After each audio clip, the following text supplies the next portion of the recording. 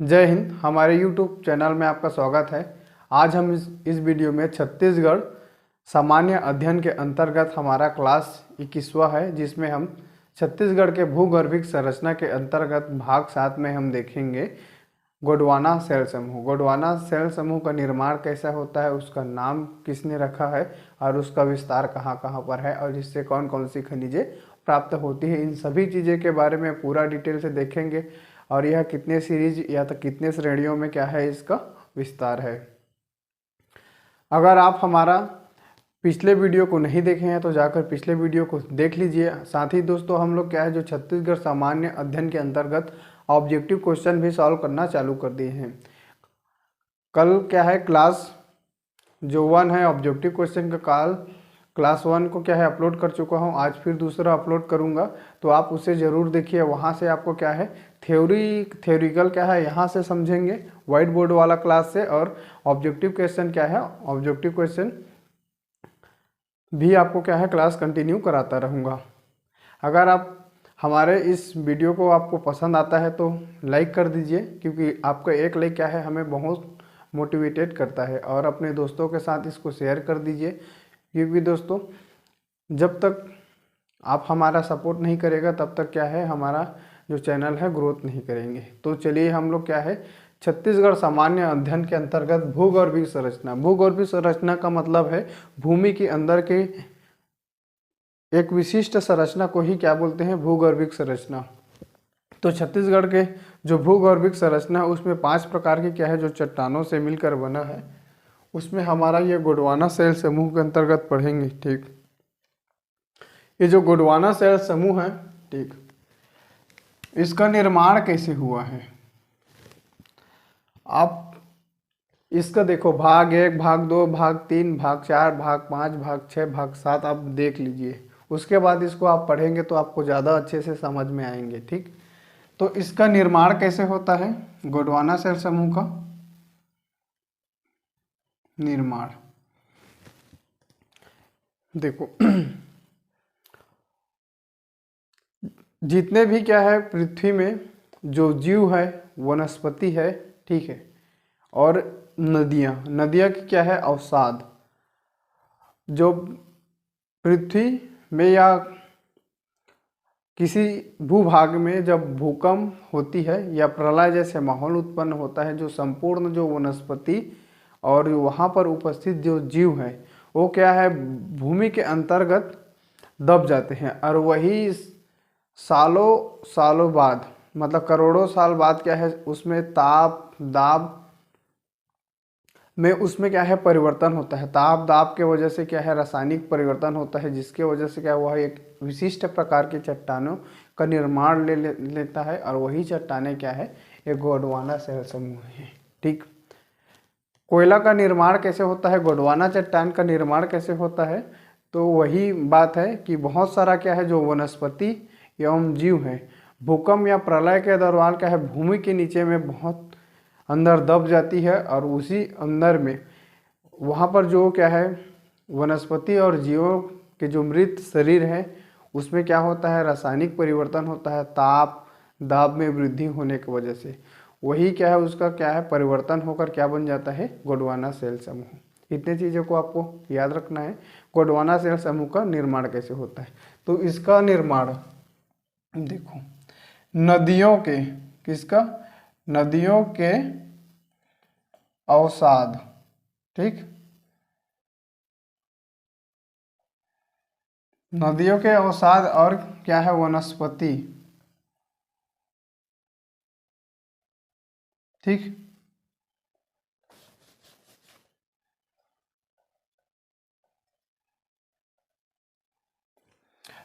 और जीवों के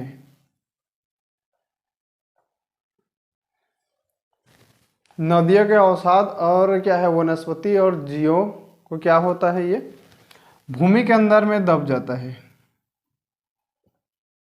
भूमि के अंदर किस वजह से, तो या तो प्रलय या भूकंप। प्रलय या भूकंप आता है तो क्या है ये जो जीव वनस्पति तथा उस क्षेत्र की जो नदियाँ है ये क्या होता है भूमि के अंदर दबा रहता है। और इसी जो जीव दंती भूमि के अंदर में जो दबा है, इसमें क्या होता है, रासायनिक परिवर्तन होता है। रासायनिक परिवर्तन, ठीक, क्या होता है, रासायनिक परिवर्तन।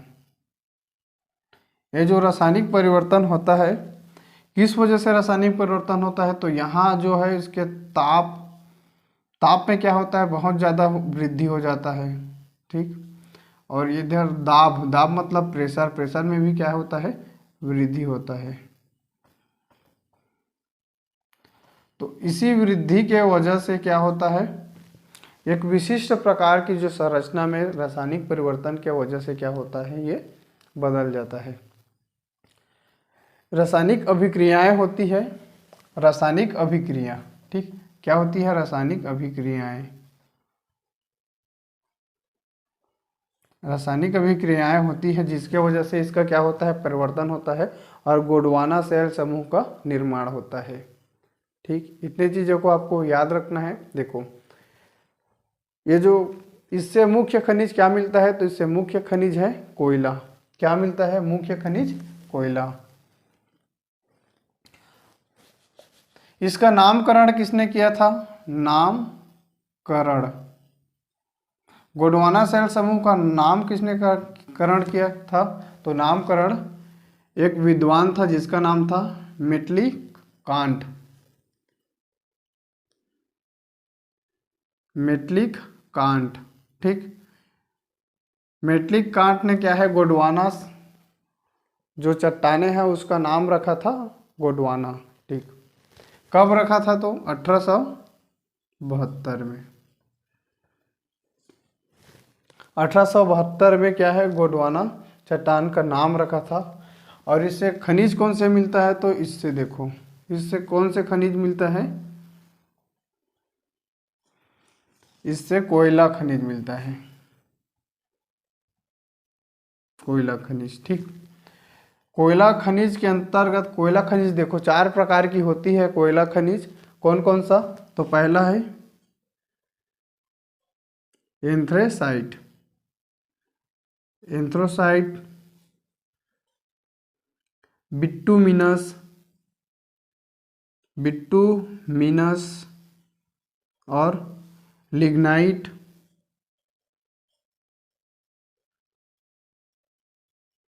लिग्नाइट और लास्ट क्या है, पीट, ठीक।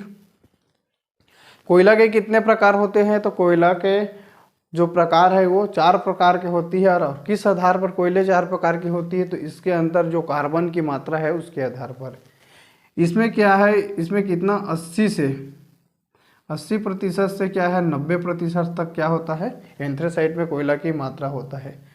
छत्तीसगढ़ में किस प्रकार की कोयला प्राप्त होता है, तो छत्तीसगढ़ में बिट्टूमिनस प्रकार की क्या होता है, कोयला प्राप्त होता है, द्वितीय श्रेणी के।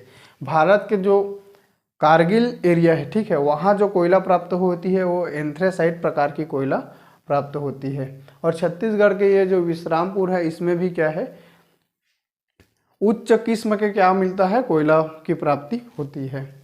तो देखो एक बार और अच्छे से इसको समझते हैं।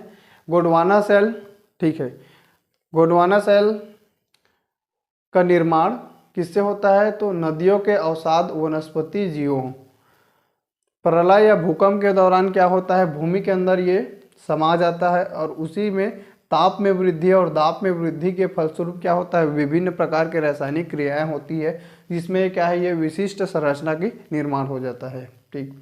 और ये कोयला बनने की जो क्रम है, ठीक है, कोयला बनने की जो क्रम है, सबसे पहले ये पीट कोयला बनता है, ठीक। पीट कोयला सबसे पहले बनता है, इसको आपको याद रखना है। देखो और इससे कौन, गोंडवाना क्रम की चट्टाने से कौन से खनिज प्राप्त होता है, तो कोयला खनिज प्राप्त होता है। कोयला खनिज क्या है, 4 प्रकार की होती है।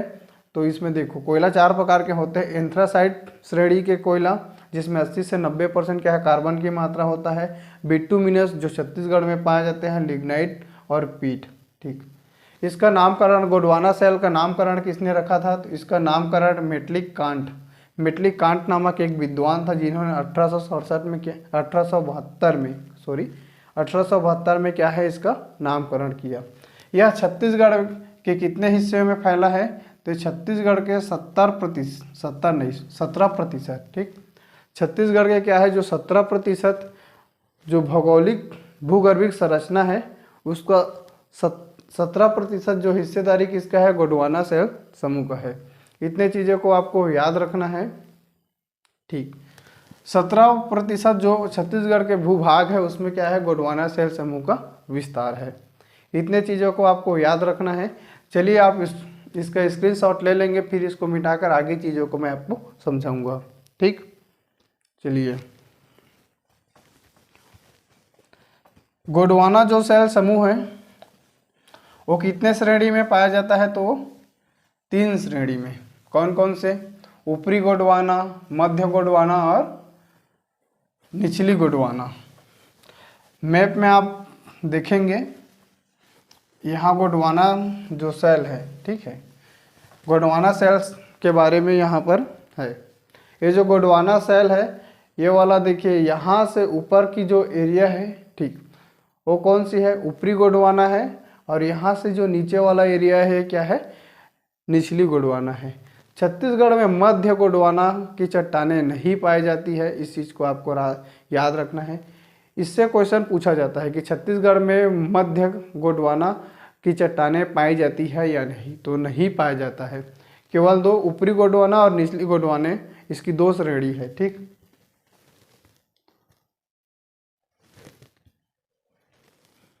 ये जो कोयला है, ठीक, ये जो गोंडवाना शैल समूह है ये 12 कर श्रेणी के अंतर्गत कहाँ? तो अपना ये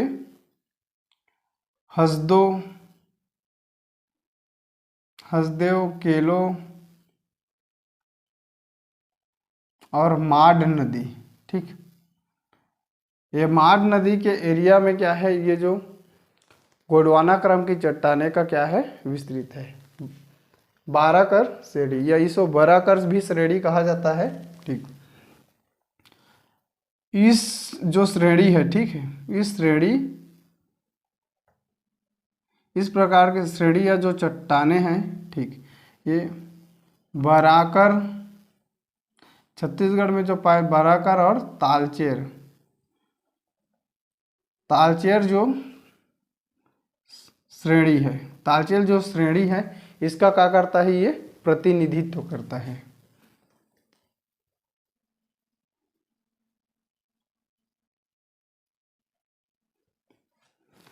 बराकर और तालचेर जो श्रेणी है क्या करता है? इसका ये प्रतिनिधित्व करता है, ये जो गोंडवाना शैल समूह।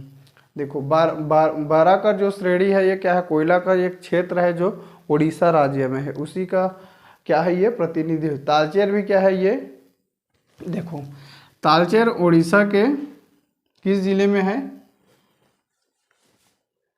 तालचेर को काले हीरे का क्या बोलते हैं? इसको घर कहा जाता है।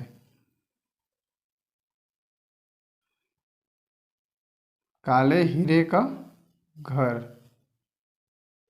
और ये उड़ीसा के किस जिले में है? तो ये अंगुल जिले में है। अंगुल जिले में है, उड़ीसा राज्य की, ठीक।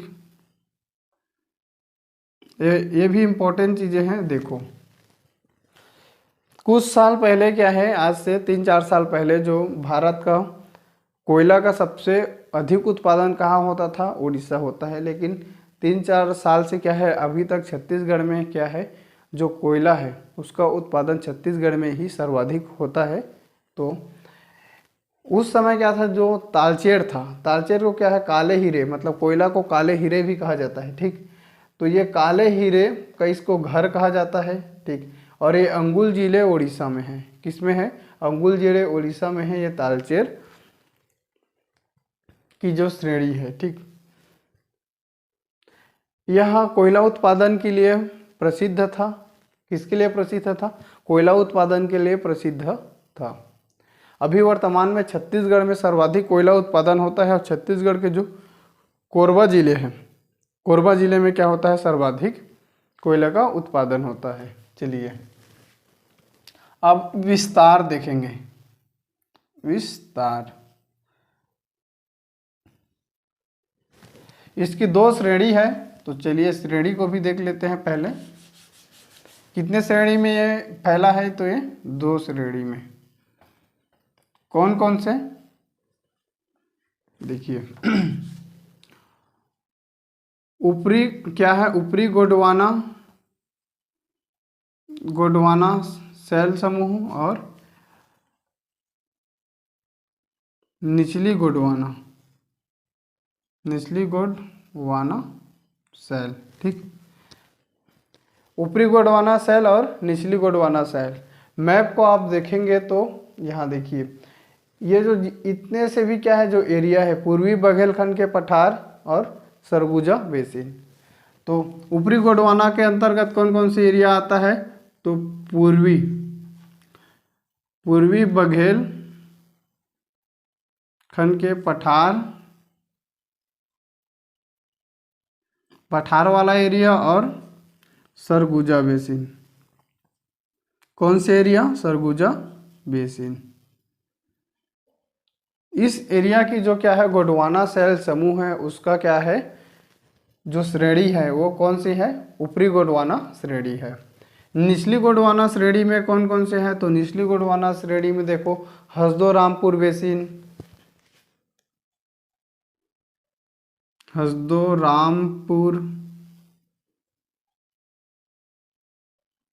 बेसिन या कोयला क्षेत्र, इसको क्षेत्र बोल देते हैं। चलिए, हसदो-रामपुर क्षेत्र और मार्ड नदी घाटी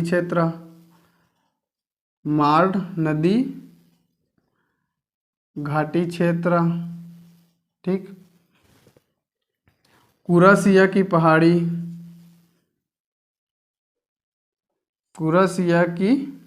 पहाड़ी तथा ये विभिन्न जैसे कोरबा जिला, सरगुजा जिला, रायगढ़ जिला, ठीक, और बिलासपुर जिले के कुछ हिस्सा क्या है, ये निचली गोंडवाना श्रेणी के अंतर्गत आता है। छत्तीसगढ़ में जो मध्य गोंडवाना का क्या है, विस्तार नहीं है। मतलब छत्तीसगढ़ में जो मध्य गोंडवाना क्रम की जो चट्टानें हैं उसका क्या है, विस्तार नहीं है। चलिए और एक बार अच्छे से देख लीजिए, 12 कल जो श्रेणियां है, ये हसदो, केलो और मार्ड नदी घाटी के अंतर्गत क्या है, इसका विस्तार है। इस श्रेणी के चट्टाने में बराकर श्रेणी और तालचेर श्रेणी का क्या करता है, ये जो छत्तीसगढ़ में है ये प्रतिनिधित्व करता है। तालचेर क्या है, इसे काले हीरे का घर कहा जाता है। अंगुल जिले उड़ीसा में ये है। ठीक, ऊपरी गोंडवाना जो गोंडवाना सेल है, इसका क्या है, ऊपरी गोंडवाना जो ऊपरी गोंडवाना में क्या है, इसका श्रेणी है और निचली गोंडवाना श्रेणी। मध्य गोंडवाना श्रेणी का क्या है, छत्तीसगढ़ में विस्तार नहीं है। ऊपरी गोंडवाना श्रेणी के अंतर्गत है पूर्वी बघेलखंड के पठार के गोंडवाना क्रम की चट्टानें और सरगुजा बेसिन के अंतर्गत क्या है, वो ऊपरी गोंडवाना जो सेल है उसका क्या है, विस्तार है। निचली गोंडवाना में हसदो-रामपुर बेसिन, मार्ड नदी घाटी क्षेत्र, कुरासिया की पहाड़ी, इसके बाद रायगढ़ जिला, सरगुजा जिला और कोरबा और बिलासपुर जिला के अंतर्गत जो गोंडवाना क्रम की जो चट्टानों का विस्तार है, ये निचली गोंडवाना के अंतर्गत है। ठीक, चलिए मैं यहाँ से हट जाता हूँ, आप क्या है स्क्रीनशॉट ले लेंगे, फिर स्क्रीनशॉट लेने के बाद क्या है हम आप अगला चीज़ों को यहाँ पर पढ़ेंगे। चलिए, ये जो तालचेर है इसको क्या बोलते हैं, काले हीरे का शहर बोलते हैं। ठीक, शहर बोलते हैं, घर नहीं बोलते हैं, शहर। एडिट कर लेंगे। ठीक, जो तालचेर है इसे काले हीरे का क्या बोलते हैं, शहर बोलते हैं। ठीक, इतने चीज़ों को आपको याद रखना है, मिस्टेक हुआ था यहाँ पर। ठीक, तालचेर है जो उड़ीसा के अंगुल जिले में है, इसे क्या बोलते हैं, काले हीरे का शहर कहा जाता है। इतने चीज़ों को आपको याद रखना है। चलिए अब इसका विस्तार देखेंगे, कहाँ कहाँ पर क्या है, ये गोंडवाना सेल का छत्तीसगढ़ में विस्तार है। तो इसका विस्तार मुख्यतः कहाँ है, तो जो छत्तीसगढ़ के जो उत्तरीय भाग है, कहाँ, उत्तरीय छत्तीसगढ़ के अंतर्गत इसका क्या है, विस्तार है। संपूर्ण सरगुजा संभाग और मध्य छत्तीसगढ़ के अंतर्गत कोरबा, रायगढ़, बिलासपुर आदि जिलों में क्या है, इसका विस्तार है। तो चलिए इसका विस्तार देखेंगे।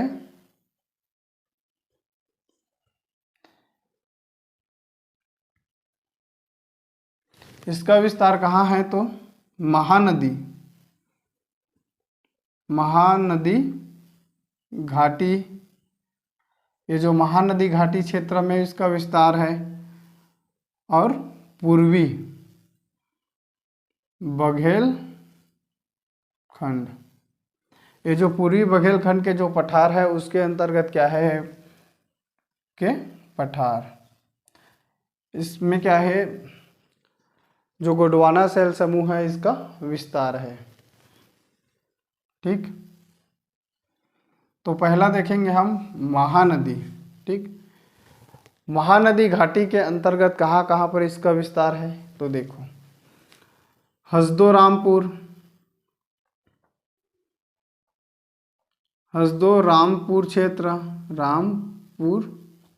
क्षेत्र, ये कहाँ है, तो ये बिलासपुर से लेकर कहाँ है, बिलासपुर से लेकर सरगुजा तक एरिया में ये क्या है, हसदो रामपुर क्षेत्र है। फिर माड़ नदी घाटी,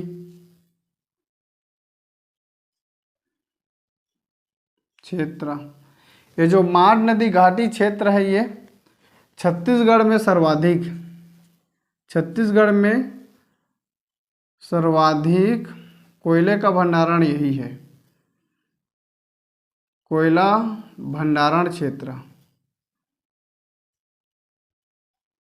है। मतलब छत्तीसगढ़ में सर्वाधिक कोयले का भंडारण कहाँ है, तो ये माड़ नदी घाटी क्षेत्र में है। उसके बाद यहाँ देखिए कुरासिया की पहाड़ी। ठीक, ये क्या है, पूर्वी बघेलखंड के अंतर्गत आएगा। उसके बाद है दीपका, कोरबा, मुकुंद घाट,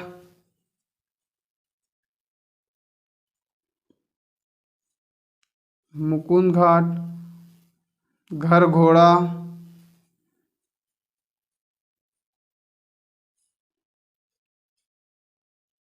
रायगढ़। ठीक, घरघोड़ा हो गया, रायगढ़ हो गया, खरसिया,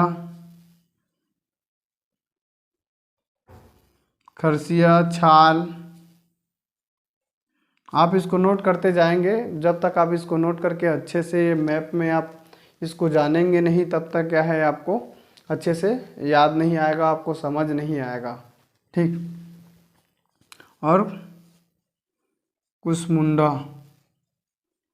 इतने एरिया में क्या है, ये जो गोंडवाना शैल समूह का क्या है, विस्तार है। ठीक, गोंडवाना शैल समूह का महानदी घाटी के अंतर्गत हसदो रामपुर क्षेत्र बिलासपुर से सरगुजा तक है।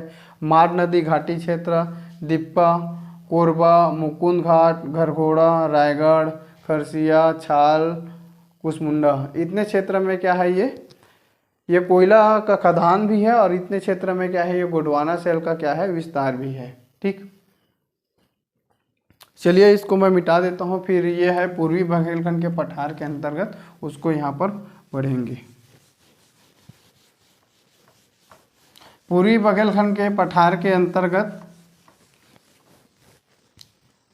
जसपुर के छोड़ के, मतलब ये जो जसपुर जिला के छोड़ के लगभग सरगुजा के जो ऊपर वाला हिस्सा है उसमें के लगभग सभी जिलों के क्या है, कुछ कुछ हिस्सा में ये गोंडवाना क्रम की चट्टानें फैली है। तो पूर्वी बघेलखंड के पहाड़ी के अंतर्गत देखो मनेन्द्रगढ़,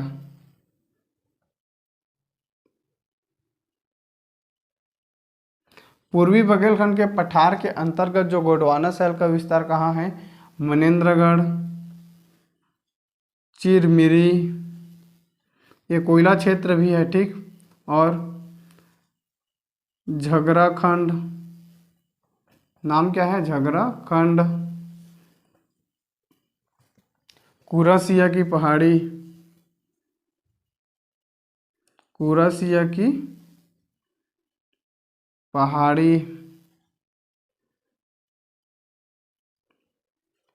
सोनहट, ये जो सोनहट है, सेंदूरगढ़ है, चर्चा है और झिलमिली। ठीक, सोनहट, सेंदूरगढ़, चर्चा, सोनहट, सेंदूरगढ़, चर्चा और झिलमिली, चर्चा, झिलमिली। और यहाँ इधर है, इधर और लिख सकते हैं रामकोला, विश्रामपुर। ये दोनों कहाँ है? सूरजपुर में है, विश्रामपुर। बलरामपुर के अंतर्गत है तारा, तारा और तातापानी, तातापानी, तातापानी और ये शंकरगढ़। इतने एरिया में क्या है? ये फैला है शंकरगढ़। सरगुजा जिले में कौन से है? तो लखनपुर, लखनपुर इलाका।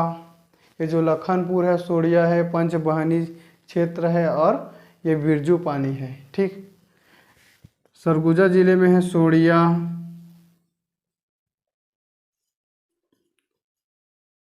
पंचबहिनी एरिया, बिरजू पानी।